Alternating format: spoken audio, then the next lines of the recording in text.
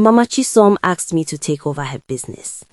When I said never, the bottle started rattling and the room went cold. The rattling got louder. The bottles shook so hard I thought they would all smash to the ground at once. I pressed my back against the wall, gripping the one bottle still in my hand. Mama Chisom stood there watching me, perfectly still, like the noise and the cold didn't touch her at all. Then the shadows came. They peeled off the walls slowly, one by one, moving toward me like smoke with the shape of women. I wanted to scream. Every part of me wanted to scream. But Baba Eze's voice came back sharp in my head. Whatever you see inside, do not scream. I shut my mouth tight and squeezed the ring on my finger. And something happened. The ring burned hot white for 1 second and the shadows stopped. Just stopped. Mid-air, like someone had pressed pause on them. Mama Chisom's eyes dropped to my hand. And for the first time, just for one quick flash, I saw fear cross her face. She recognized the ring. "Where did you get that?" she whispered. I didn't answer. I held the bottle up between us instead. "Let me leave," I said firmly, "or I smash this. Every single one of them." Her jaw tightened. The room was dead silent now. Even the shadows had gone still. "You don't know what you are doing," she said, but her voice had lost its smoothness. It was cracking at the edges now. "I know exactly what I am doing," I said, and I was surprised to find that I meant it. I moved toward the door. She didn't step aside immediately. We stared at each other. Then slowly, like it cost her something, she moved. I walked past her into the corridor, through the sitting room, and straight out of that iron gate without looking back once. I ran all the way to Baba Eze's house with the bottle still in my hand and my heart slamming against my ribs. I knocked hard on his door. He opened it, looked at the bottle in my hand, and his eyes went wide. "You actually took one," he breathed. "Is that good or bad?" I asked. He pulled me inside quickly and shut the door. "It's both, because now she will never stop coming for you." I took one of her bottles, and now Mama Chisom is coming for me. How does this end? "What do you mean she will never stop?" I asked. Baba Eze sat down heavily, like the news tired him. "That bottle you took," he said, "it belongs to her collection. Her power is connected to every single one of them. Removing even one weakens her." "So that is good," I said. "Yes," he said, "but a wounded animal is the most dangerous kind." He took the bottle from my hand carefully and held it up to his lamplight. Inside the small glass, I could see the hair clearly now. Dark, soft, coiled gently at the bottom. And then I saw something that made my breath stop. The hair moved, just slightly, like something breathing. "She is still in there," Baba Eze whispered. "The woman you saw in your vision. Part of her never left." My eyes filled up. I didn't even know this woman, not really. Just her face on a funeral poster. Just her name spoken quietly by neighbors.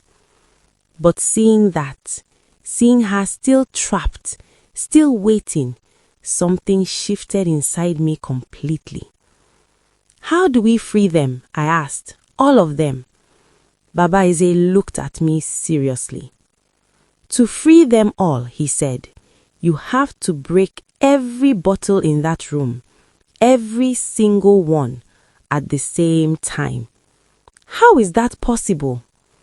He reached into his clay pot again, and this time brought out a small wrapped parcel, brown paper tied with white thread. "Fire," he said simply. "The right kind of fire. Burn that room with this inside it, and every bottle breaks together. Every soul goes free." And Mama Chisom, he was quiet.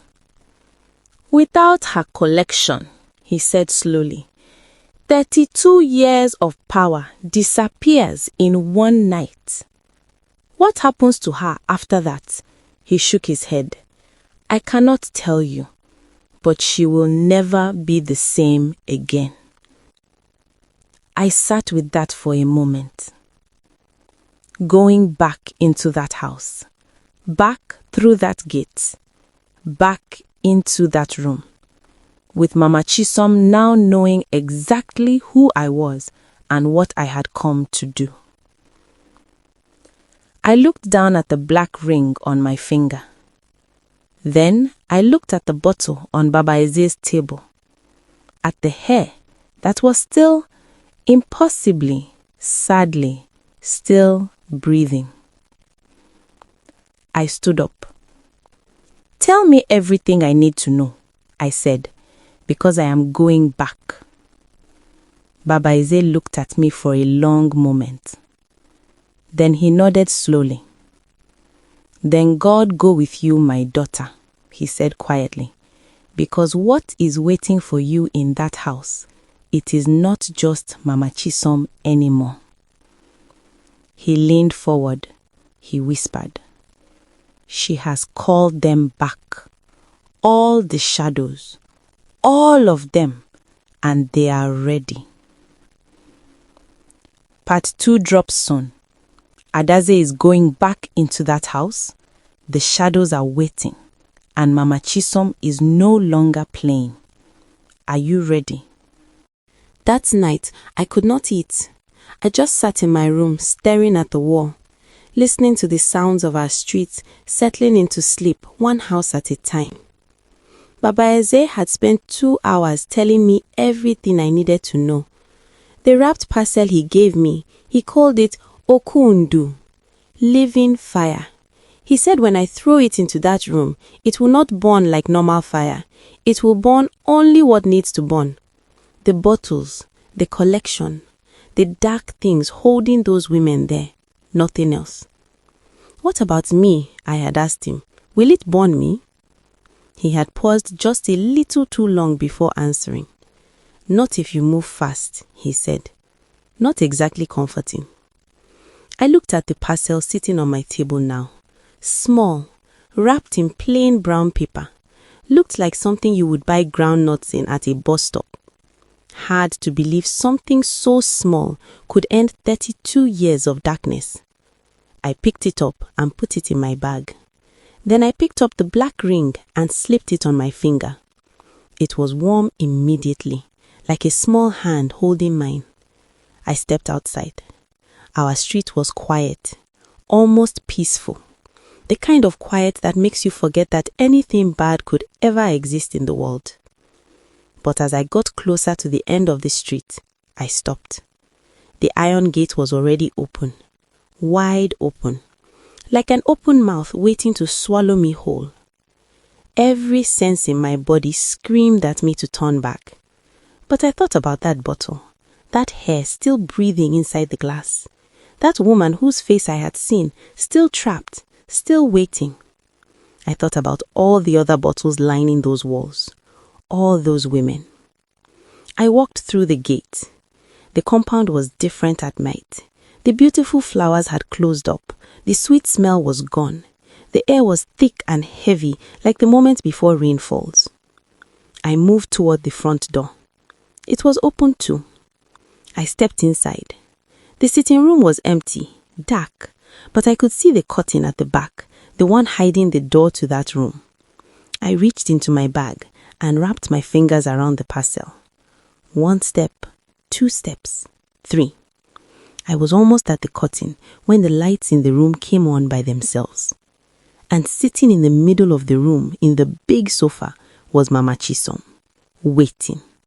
But she was not alone. Behind her, standing in a perfect line like soldiers, were the shadows. All of them, and this time they were not just shades on a wall. This time they had faces.